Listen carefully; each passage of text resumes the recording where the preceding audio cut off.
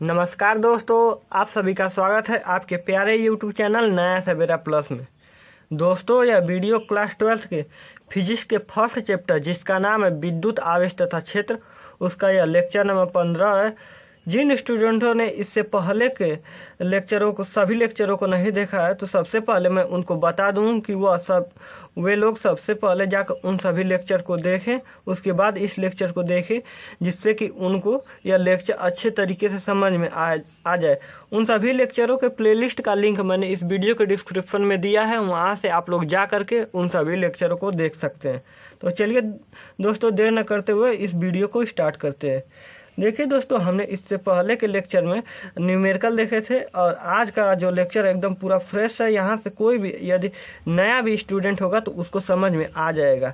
लेकिन मैं आप लोगों को सजेस्ट करूँगा कि यदि कोई न्यू स्टूडेंट है और इससे पहले के लेक्चर को नहीं देखा है, तो सबसे पहले जाकर आप लोग उन सभी लेक्चर को देखिए और फिर बाद में इस लेक्चर को देखिए, जिससे कि और भी अच्छे तरीके से आप लोगों को यह लेक्चर एकदम क्लियर हो सके। तो चलिए सबसे पहले इस लेक्चर का हम लोग ओवरव्यू देख लेते हैं कि आज के लेक्चर में हम कौन कौन से टॉपिक को कवर करेंगे। देखिए, सबसे पहले हम लोग आज के लेक्चर में देखेंगे कि विद्युत क्षेत्र होता क्या है। देखिए, हमने पूरा यहाँ तक विद्युत आवेश कंप्लीट कर लिया है। अब देखेंगे विद्युत क्षेत्र। देखिए, अब विद्युत क्षेत्र क्या होता है। यहाँ से आज का जो लेक्चर है बहुत ही इंपॉर्टेंट है। यहाँ से आप लोग बहुत ही ध्यानपूर्वक पढ़िएगा, क्योंकि इस टॉपिक को अब से जो जितने भी इस चैप्टर के वीडियो आएंगे वो बहुत ही इंपॉर्टेंट रहेंगी, क्योंकि इन सभी को यदि आप लोग अच्छे तरीके से समझे रहेंगे तो जब चुंबक पढ़ाऊँगा तो उसी में इसी तरह यहाँ पर विद्युत क्षेत्र रहेगा तो वहाँ पर चुंबकीय क्षेत्र रहेगा। इस तरीके से रिलेट कर पाएंगे वहाँ पर जब मैं उसको पढ़ाऊँगा। तो यहाँ से आप लोग अच्छे तरीके से इन सभी जितने भी मैं टॉपिक को अब पढ़ाऊँगा अब आने वाले लेक्चर में, तो उन सभी को आप लोग अच्छे तरीके से समझ लीजिएगा। देखिए, सबसे पहले हम लोग पढ़ेंगे आज क्या विद्युत क्षेत्र पढ़ेंगे। उसके बाद इसी के अंतर्गत एक टॉपिक आएगा परीक्षण आवेश, उसको हम लोग पढ़ेंगे। परीक्षण आवेश क्या होता है उसको देखेंगे। फिर उसके बाद देखेंगे विद्युत क्षेत्र के प्रकार, विद्युत क्षेत्र कितने प्रकार के होते हैं। तो दोस्तों, बस इतने 3 टॉपिक को ही हम लोग इस लेक्चर में कवर करेंगे, विद्युत क्षेत्र के प्रकार। तो चलिए हम लोग लेक्चर को स्टार्ट करते हैं। यदि कोई स्टूडेंट नया और अभी तक हमारे चैनल को सब्सक्राइब नहीं किया है तो प्लीज़ वह सब्सक्राइब कर ले और वीडियो को लाइक तथा शेयर कर दीजिए। देखिए, सबसे पहले हम लोग देख लेते हैं विद्युत क्षेत्र होता क्या है। विद्युत क्षेत्र, देखिए विद्युत क्षेत्र को इंग्लिश में हम लोग इलेक्ट्रिक फील्ड कहते हैं। क्या कहते हैं? Electric field. Electric field. सबसे पहले मैं इसकी परिभाषा लिख दे रहा हूँ, उसके बाद मैं समझाऊंगा कि विद्युत क्षेत्र होता क्या है। देखिए, मैं अभी इसकी परिभाषा लिख रहा हूँ। देखिए दोस्तों, यह विद्युत क्षेत्र का परिभाषा है, एक बार मैं पढ़ दे रहा हूँ। किसी आवेश के चारों ओर का वह क्षेत्र जिसमें किसी दूसरे आवेश को रखने पर वह आकर्षण या प्रतिकर्षण बल का अनुभव करता है, तो वह क्षेत्र पहले आवेश का विद्युत क्षेत्र कहलाता है। देखिए, यह इसका परिभाषा है। आप लोग लिखना चाहते हैं तो लिख लीजिए, लेकिन देखिए आप लोगों को यह परिभाषा समझ में नहीं आया होगा, लेकिन मैं समझा रहा हूँ कि यह परिभाषा कह क्या रही है, विद्युत क्षेत्र होता क्या है। देखिए, यह परिभाषा कह रही है, मान लीजिए कोई आवेश है, यहाँ पर क्यू आवेश है, इसके चारों ओर का देखिए विद्युत क्षेत्र होता क्या है। कोई आवेश रहेगा, देखिए इसके विद्युत क्षेत्र क्या होता है। कोई आवेश है, उसके चारों ओर का ऐसा क्षेत्र, मान लीजिए इसके चारों ओर का यह एक क्षेत्र है, जिसमें इस क्षेत्र में हम लोग किसी आवेश को रखेंगे। मान लीजिए कोई दूसरा आवेश है, मान लीजिए Q0, किसी दूसरे आवेश को रखेंगे तो यह जो विद्युत क्षेत्र यह जो आवेश रहेगा इस पर कुछ ना कुछ बल लगाएगा, आकर्षण बल लगाएगा या प्रतिकर्षण बल लगाएगा।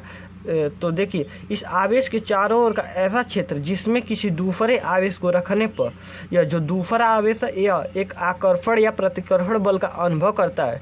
यदि जितना क्षेत्र के अंदर वह आकर्षण या प्रतिकर्षण बल का अनुभव करेगा तो वह पूरा जो क्षेत्र होगा इस पहले आवेश का विद्युत क्षेत्र कहलाएगा। देखिए, एक बार फिर से विद्युत क्षेत्र समझिए क्या होता है। देखिए, किसी आवेश का, मान लीजिए एक आवेश है, हम लोग को यह एक आवेश है, इसके चारों ओर का यह एक मान लीजिए क्षेत्र है, किसी मान लीजिए क्षेत्र भी नहीं बनाए हैं, यह एक आवेश है, इसी के चारों ओर का एक ऐसा क्षेत्र जिसमें किसी भी आवेश को रखने पर जब मान लीजिए यह क्यू नॉट को हम लोग लेकर आया इसके समीप, तो यह इसे प्रतिकर्षित कर रहा है इधर की ओर। तो देखिए इतने दूरी में मान लीजिए यह प्रतिकर्षित करेगा, यह पूरा इतना इसका एरिया, इस आवेश के यदि मतलब इस आवेश के चारों ओर पूरा इतना एरिया, इसी के अंदर किसी आवेश को लाएंगे तो वह आकर्षित या प्रतिकर्षित करेगा। यदि इसके बाहर हम लोग लाएंगे तो आकर्षित या प्रतिकर्षित नहीं करेगा। तो यह जो पूरा क्षेत्र है इस आवेश का विद्युत क्षेत्र कहलाएगा, इस आवेश का विद्युत क्षेत्र कहलाएगा। उम्मीद करता हूँ आपको विद्युत क्षेत्र समझ में आ गया होगा। देखिए दोस्तों, मैं आप लोगों को विद्युत क्षेत्र को एक एग्जाम्पल के सहायता समझाने की कोशिश कर रहा हूँ। देखिए आप लोगों ने बचपन में चुंबक से ज़रूर खेला होगा। तो देखिए हम लोग क्या करते थे, बचपन में एक चुंबक ले लेते थे, मान लीजिए एक चुंबक है और उससे कुछ दूरी पर एक कील थी, मान लीजिए एक कील है यह, तो उसको हम लोग लेकर जाते, चुंबक को कील के पास लेकर जाते थे, तो चुंबक उस कील को आकर्षित करता था, अपनी तरफ खींचता था। तो देखिए लेकिन अगर हम लोग चुंबक को कील से बहुत ज़्यादा दूर लेकर चले जाते थे तब चुंबक कील को नहीं खींचता था। मतलब चुंबक की भी एक सीमा थी जिसके अंदर ही कील यदि रहती थी तभी वह उसको अपनी तरफ आकर्षित करता था, मतलब अपनी तरफ खींचता था। यदि उससे उस सीमा से हम लोग दूर रख देते थे कील को तो वह उसको अपनी तरफ आकर्षित नहीं करता था। उसी प्रकार आवेश की भी एक सीमा होती है जिसके अंदर किसी आवेश को किसी दूसरे आवेश को रखते हैं तभी वह उस पर आकर्षण या प्रतिकर्षण बल लगाता है, नहीं तो वह नहीं लगाएगा। जो वह सीमा है जितना मतलब जिसके अंदर हम लोग रखेंगे आवेश को तभी वह आकर्षित या प्रतिकर्षित करेगा, मतलब उस पर बल लगाएगा। उस सीमा को, उस पूरे क्षेत्र को ही हम लोग उस आवेश का विद्युत क्षेत्र कहते हैं। उम्मीद करता आप लोग विद्युत क्षेत्र बिल्कुल एकदम क्लियर हो गया होगा। देखिए दोस्तों, यहाँ पर जो आवेश है जिसका विद्युत क्षेत्र है, मतलब इस आवेश का, इसी के कारण इस पर बल लगा रहा है। इसको तो हम लोग बाहर से लाए हैं, यह पहले से रखा गया था, इसका विद्युत क्षेत्र है। तो इस आवेश को जिसका विद्युत क्षेत्र रहता है उस आवेश को हम लोग विविक्त या संतत आवेश कहते हैं या फिर स्रोत आवेश कहते हैं। क्या कहते हैं?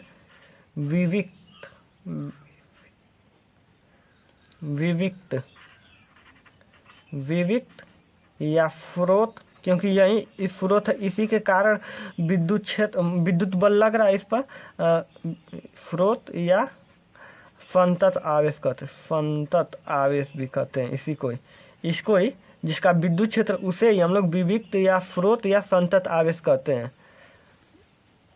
और जो दूसरा पॉइंट है, जिस आवेश को लाया गया है यहाँ पर, इस क्यू नॉट को हम लोग परीक्षण आवेश कहते हैं, परीक्षण आवेश कहते हैं। दूसरा आवेश यहाँ पर लिख दे रहा हूँ, दूसरा आवेश जिसे लाया गया है। देखिए इस आवेश को जिसका विद्युत क्षेत्र रहेगा उसे विविक्त या स्रोत या फिर संतत आवेश कहेंगे, और जिसे लाया जाएगा, जिसे हम लोग विद्युत क्षेत्र में लाएंगे, उस आवेश को परीक्षण आवेश कहेंगे। तो देख लेते हैं अब परीक्षण आवेश होता क्या है। देखिए दोस्तों, परीक्षण आवेश क्या होता है? परीक्षण आवेश को हम लोग इंग्लिश में टेस्ट चार्ज कहते हैं। क्या कहते हैं? Test charge. देखिए यह एक ऐसा आवेश होता है, देखिए सबसे पहले तो परीक्षण आवेश बहुत ही छोटा आवेश होता है। क्या होता है? बहुत ही छोटा आवेश होता है। मैं यहाँ पर लिख दे रहा हूँ, परीक्षण आवेश क्या होता है? अत्यंत छोटा आवेश होता है। इसका अपना कोई विद्युत क्षेत्र नहीं होता। जिस तरीके से इस आवेश को देखिए, इस आवेश का विद्युत क्षेत्र है, उस तरीके से इस परीक्षण आवेश का कोई अपना विद्युत क्षेत्र नहीं होता है। दूसरा इसमें पॉइंट है क्या? इसका अपना विद्युत क्षेत्र नहीं, इसका अपना कोई विद्युत क्षेत्र नहीं होता है, कोई विद्युत क्षेत्र नहीं होता है। देखिए यह परीक्षण आवेश क्या होता है, बहुत ही छोटा आवेश होता है और इसका अपना कोई भी विद्युत क्षेत्र नहीं होता है। और देखिए यह जो इसको हम लोग मतलब इस विद्युत क्षेत्र में रखे थे, तो इस आवेश के कारण पहले विद्युत क्षेत्र था, तो इसके कारण इस पर बल लग रहा था। लेकिन परीक्षण आवेश हम लोग रखेंगे तो इसका कोई अपना विद्युत क्षेत्र नहीं होगा और यह किसी पर भी बल नहीं लगाएगा, बल आरोपित नहीं करेगा किसी पर भी। और इसके कारण यह जो विद्युत क्षेत्र है परिवर्तित नहीं होगी, मतलब इसके कारण इस विद्युत क्षेत्र में किसी प्रकार का परिवर्तन नहीं होगा। तो यह विद्युत क्षेत्र को परिवर्तित भी नहीं करता है। यह किसी विद्युत क्षेत्र को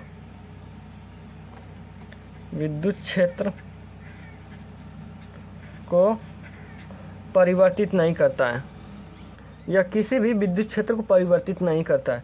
देखिए यह जो आवेश होता है परीक्षण आवेश, यह वास्तविक रूप में नहीं होता। जैसे यह आवेश था, यह वाला आवेश यहाँ पर देख रहे होंगे, यह वाला आवेश यह रियल में आवेश है एक, लेकिन यह जो परीक्षण आवेश होता है यह सिर्फ हम लोग मानते हैं, कल्पना करते हैं, रियल में यह आवेश नहीं होता। यहाँ पर एक और पॉइंट हो जाएगा क्या, यह काल्पनिक आवेश होता है, यह काल्पनिक आवेश होता है, यह काल्पनिक आवेश होता है, वास्तविक नहीं, वास्तविक नहीं।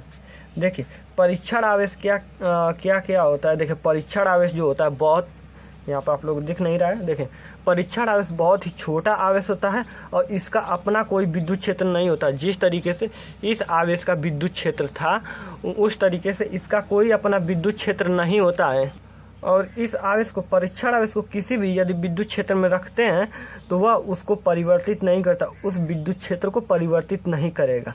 और जो यह परीक्षण आवेश जो होता है एक काल्पनिक आवेश होता है, मतलब हम लोग इसको बस एक कल्पना के लिए, मतलब कहीं पर अगर आवश्यकता होती है तो उस परीक्षण आवेश को हमें कल्पना कर लेते हैं कि यहाँ पे एक परीक्षण आवेश होता है, लेकिन रियल में वह कोई आवेश वहाँ पर नहीं होता है। देखिए जो अगला पॉइंट है वह इम्पोर्टेंट है। परीक्षण आवेश को हम लोग Q0 से प्रदर्शित करते हैं और इसको हमेशा हम लोग पॉजिटिव लेते हैं, हमेशा धनात्मक लेते हैं। इसे किस चीज़ से प्रदर्शित करते हैं, Q0 से, और हमेशा धनात्मक लेते हैं।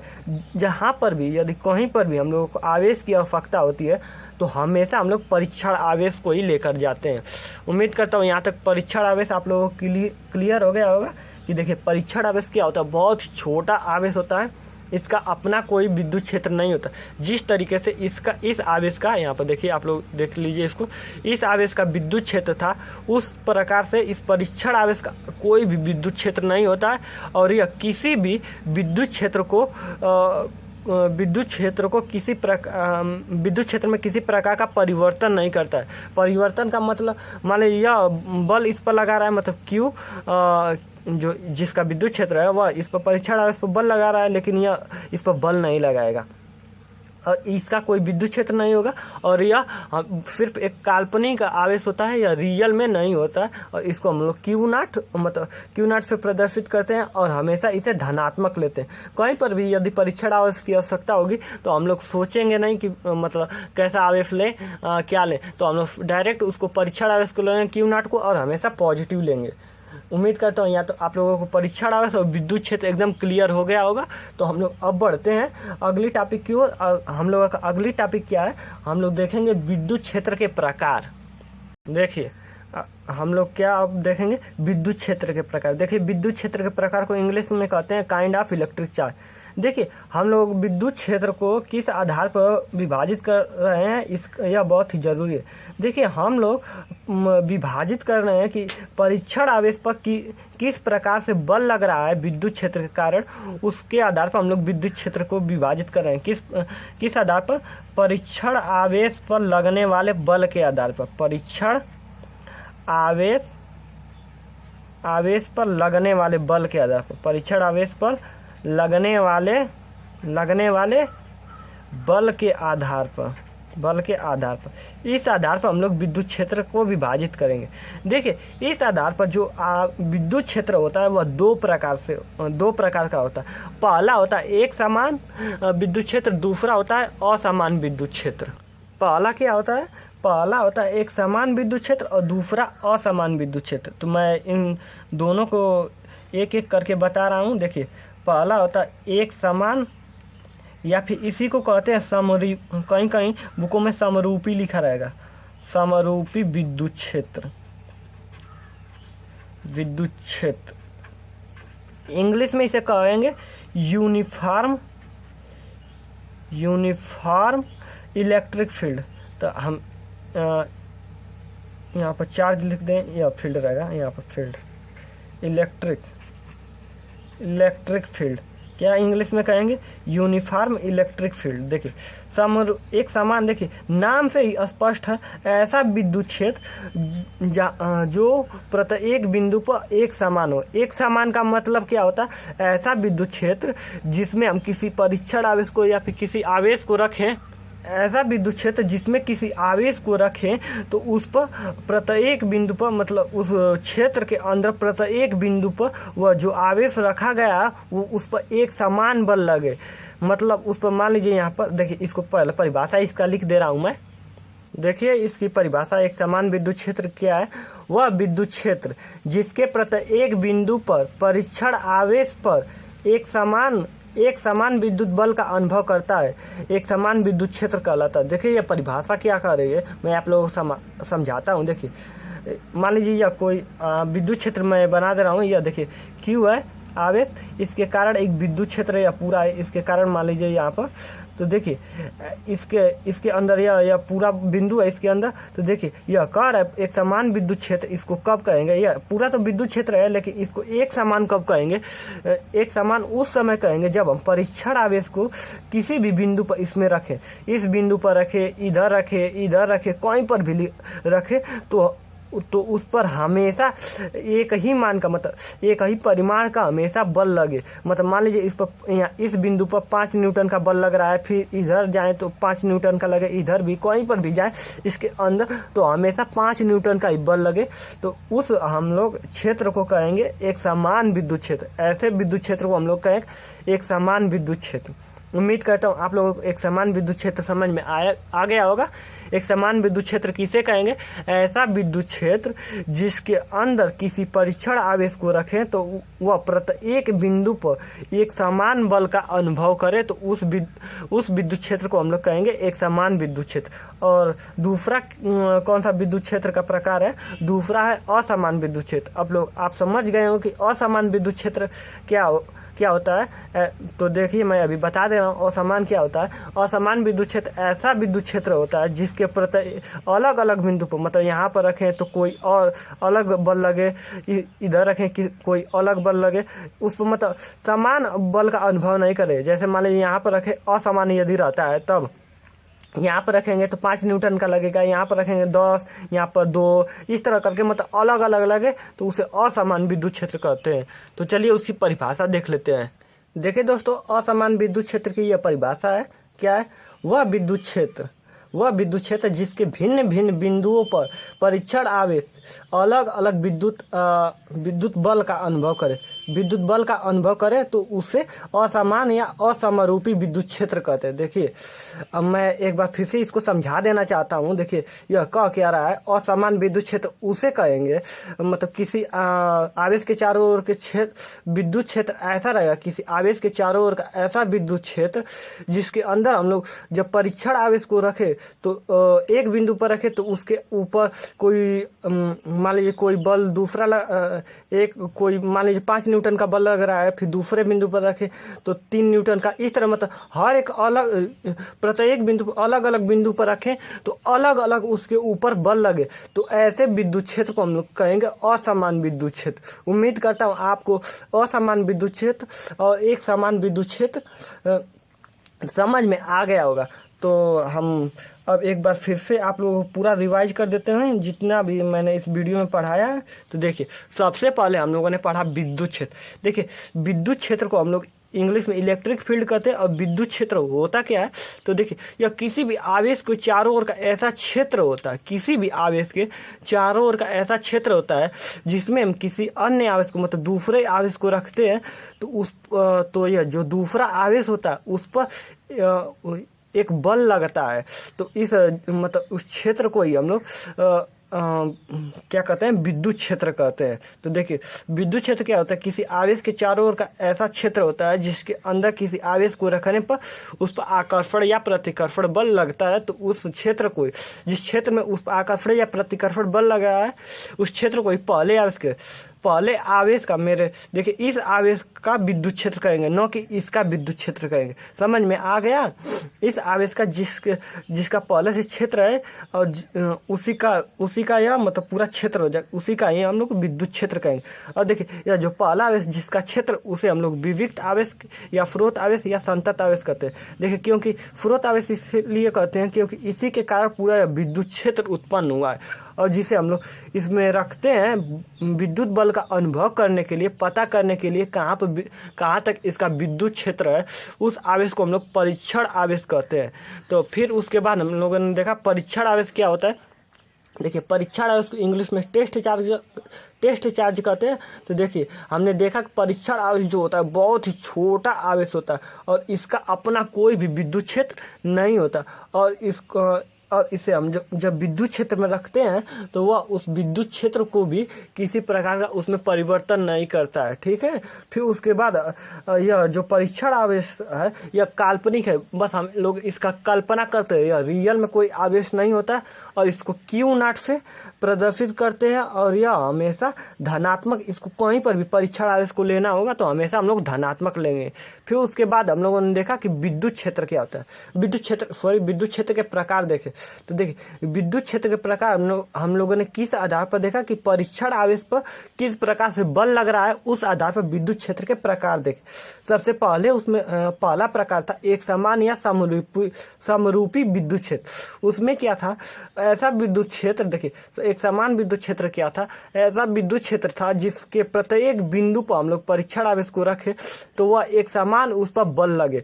मतलब इस मान लीजिए एक विद्युत क्षेत्र है, इस आवेश के कारण विद्युत क्षेत्र उत्पन्न हुआ है और हम लोग परीक्षण आवेश को रखे, इस बिंदु पर रख दिए, फिर इस बिंदु पर रख दिए, इस बिंदु पर, मतलब हर एक बिंदु पर रखते हैं तो वह हमेशा उस पर एक समान बल लगेगा। मतलब 5 न्यूटन 5 न्यूटन 5 न्यूटन 5 न्यूटन, ऐसा नहीं है किसी पर 5 3 2 ऐसा नहीं लगेगा। तो ऐसे विद्युत क्षेत्र को हम लोग कहेंगे एक समान विद्युत क्षेत्र।